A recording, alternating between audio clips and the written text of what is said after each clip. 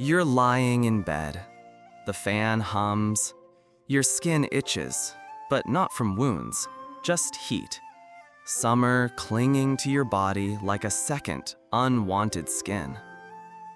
Somewhere beyond your closed eyelids, the night is quiet, but not empty. The air holds the weight of memory, one you don't recognize yet. Not yours, not entirely. Let it in. Inhale the scent of pine ash and wet iron. Hear the distant crack of sandals on gravel. The world you know is fading now. You are not in your bed. You are somewhere colder, older, stiller. And in this place, war is not noise, it is breath. He was not born a legend. He became one by accident and repetition. Not through rage, but through pattern.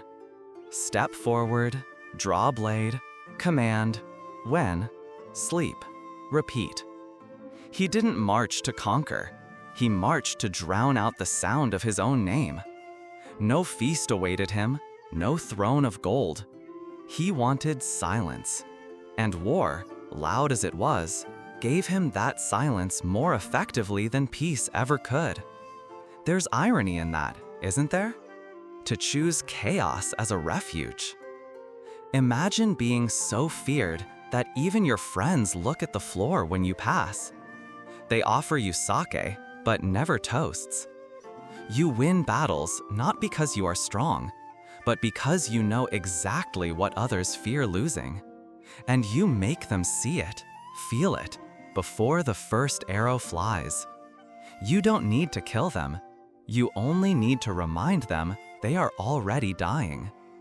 That was his talent. He was not a sword. He was a mirror. And sometimes, what he saw staring back made him feel sick. His armor smelled of dried blood and damp leather, even under a clear sky. The lacquer was chipped, not from defeat, but overuse. It groaned when he moved, not unlike his knees. The war banners flapped behind him like ghosts reluctant to leave. Mud had dried stiff at the edges, fossilized into symbols no longer read. Flies circled those banners, as if memory itself had a scent. His hands trembled, not from fear, but because he'd held a sword longer than most men held their own children. He didn't speak often, and when he did, his voice came out slow, hollow. His soldiers learned to hear the pauses more than the words. He never touched anyone unless required, and no one touched him unless dying. There were no celebrations after victories, just a bowl of cold rice, usually eaten alone, if eaten at all. The rice was always hard in the center. It reminded him that things rarely softened with time. He never laughed. His generals did, loudly and often. Perhaps they thought they were laughing for him. The strange thing about success is that it shrinks your world. The more he won, the fewer people were left to celebrate. The drums grew quieter, the camps thinner, the letters fewer. They called him the Silent Storm. But storms leave rain. He left only silence. Once, he returned to a city he had saved. No one met him at the gate. His name had become a prayer no one dared say aloud. Victory had made him invisible. Wake up. Wipe the blood off your boots. Eat, plan, attack, sleep, repeat. That was his life, stripped down to routine, the ritual of conquest. He no longer remembered why the war had begun, only that it hadn't ended. His sword had seen more sharpening stones than conversations. Seasons changed around him like scenery in a theater play. Autumn never asked him to slow. Spring never promised rebirth. Time was a map he never stopped walking. History would one day call him invincible, but in his own memory, There was no last time someone had called him by his name. A title replaces your humanity. It polishes it, then locks it away. He wore shogun like a second skin, and beneath it, his body forgot how to be human. What is the price of never losing? You lose the need to be found. You lose the desire to return. So tonight, as you lie in bed with sheets still warm from your body, think of him. A man who bathed alone, ate without company, and left behind no stories except the ones whispered in fear. A man too victorious to be free. He was 11 when he first saw someone die. There was no music, no farewell, no poetry to soften the edges of that moment. Just a scream, so sharp it seemed to slice the afternoon in two. A man fell, ribcage shattered, face twisted in a final, confused grimace. And the boy didn't blink. Not because he was brave, but because something inside him froze. Not a freeze of fear, but of stillness, as if a door had closed and locked forever. Childhood didn't end that day. It was taken, like food snatched off a table. And the worst part? Dinner continued as if nothing had changed. The rice was still warm, the sky remained a soft blue, but nothing inside him was the same. When he first gave a command, no one listened. His voice was too soft, too unsure. The men beneath him snickered, shared glances, dismissed him like wind brushing over armor. So he stopped trying. He learned to command not with words, but with silence. When he stood still, they did too. When he moved, they followed. Fear can be louder than speech. Respect, even louder. He didn't want power. He just wanted the noise to stop, the panic, the disorder. He wanted a world where no one had to scream like that man had. But the strange thing about control is that from far away, it looks exactly like chaos. And when you live long enough in either, you stop caring which is which. He began sleeping in rooms without windows. Not for security, not for strategy, just habit. Light made him anxious. Fresh air felt like distraction. His room became a quiet tomb of paper maps and breathing walls. His tea was always cold because he never waited to drink it. He couldn't. Stillness made his fingers twitch. Even the warmth of water felt like a luxury he hadn't earned. He never kept animals, not because he didn't like them, but because they required affection. And affection required vulnerability. That was a currency he no longer carried. He never had a lover. His blanket smelled like sweat and leather. Most nights it was gamp. On good nights, it smelled like horse. Familiar, earthy, honest.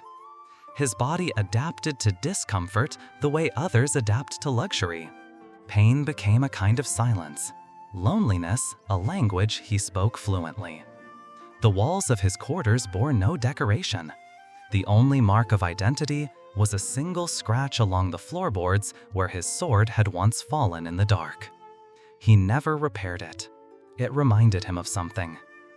Or maybe it reminded him of everything. You are hungry. Your men are hungrier. But hunger is not your enemy. It's your instrument. An obedient stomach listens better than a full one. At night, the only warmth comes from the breath of the soldier next to you, and even that feels borrowed.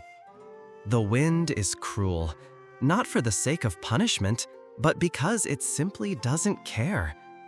The road is not a path, it is a sentence.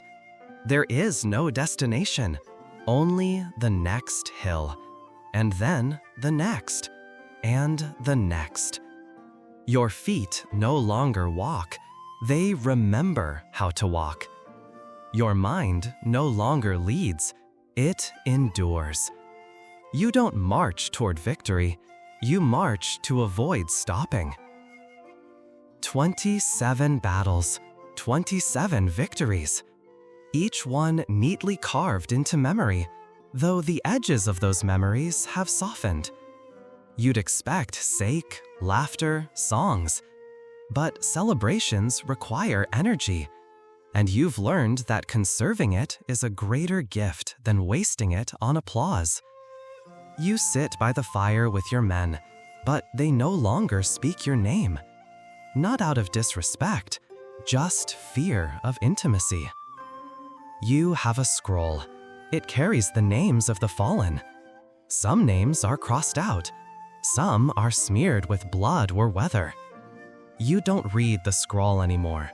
You only run your finger along the paper, tracing the ghosts. When one of your men limps, you don't ask. You slow your pace, barely. If a man cries in his sleep, you let him. If he dies before dawn, you bury him without ceremony. No incense, no prayers, just folded hands and shallow dirt. Grief is a luxury commanders can't afford. Mourning interrupts the schedule, and schedules are the only gods left on the road. You've become a curator of logistics, not emotions, a steward of corpses. The victories pile higher than the bodies now, but neither brings warmth. You remember once stepping over a man who had frozen in place, his eyes wide open, his teeth clenched around a prayer that never finished. You covered his face with a strip of your cloak, not out of kindness, but to block the gaze. Even death stares too long. And yet, you march. Because it's what you do. Not because you believe in a cause. Not because the orders still make sense. But because stopping would be more terrifying than continuing. Because silence, in the end, is easier to carry than purpose. For the first time in decades, he hesitated. It was subtle, a pause so small no soldier would dare name it. But his hand hovered over the map longer than usual, as if expecting the parchment to breathe. As if the lines, drawn with such certainty over the years, might shift, recoil, resist. He didn't feel old. He felt porous, as though something had begun to seep in through the cracks. Something softer than blood, heavier than steel. Doubt. Not of victory, but of meaning. That night, the shadows inside his tent lengthened in ways they hadn't before. He dreamed of peace, not as a concept, but as a sound. A stream, a rustle of fabric, the laughter of a child he never had. And he woke ashamed. His fingers reached instinctively for the sword beside him, but its grip felt foreign, like shaking hands with someone who used to be a friend. He began to write letters, not to anyone, not with any purpose, just names, half-remembered memories, unfinished sentences. He never sent them. There was no one left to receive them. One morning, the scent of pine wood caught him off guard. A soldier had burned it by accident, trying to start the fire. The smell cracked something inside him. He turned away so quickly that no one noticed the tears. Or perhaps they noticed and chose silence. Someone once gifted him a small flower pressed between the pages of a scroll. He crushed it between his fingers without thinking. The petals stuck to his skin like an accusation. He stared at them for a long time, unsure what he had broken, the flower or the part of himself that still recognized beauty. His soldiers noticed, not with words, but with glances. They still obeyed, but something had shifted. Their reverence softened into caution, less awe, more pity. Orders were followed, but never questioned, not out of loyalty, but because questions felt dangerous now. In the stillness of camp, he heard laughter that wasn't there. Or maybe it was. Maybe someone else was laughing at him, through him, beyond him. Perhaps it was the war itself, amused by his sudden frailty. Or perhaps, finally, the war had begun to echo him. Maybe it was never ending. Maybe it had never even begun. His armor rested untouched in the corner of the hall, its joints stiff with old blood and winter damp. His son, still young, still capable of softness, refused to wear it, said it smelled like ghosts. No one argued, not the generals, not the retainers, not even the elders who had once bowed so low their foreheads bled. The armor had become more monument than tool, and a monument, once feared, is soon forgotten. The generals had grown soft, not in body, though some had, but in instinct. They laughed more freely now, took second helpings at meals, allowed their daughters to marry for love. It was a different kind of danger, one that crept rather than marched. Comfort, leisure, choice. They still honored the shogun, of course. They toasted his victories, displayed his banners, repeated his sayings with solemn gravity. But not like a man, like a talisman. Revered but unused, familiar but irrelevant. A man who wins forever becomes boring, predictable, replaceable. The blade that never fails loses its edge in memory. And so they began to plan futures without him, long before his final breath. Not out of malice, simply because even legends cast long, tiring shadows. They loved him, yes, but in the way a farmer loves a plow. A tool that broke the land, carved paths, ensured survival.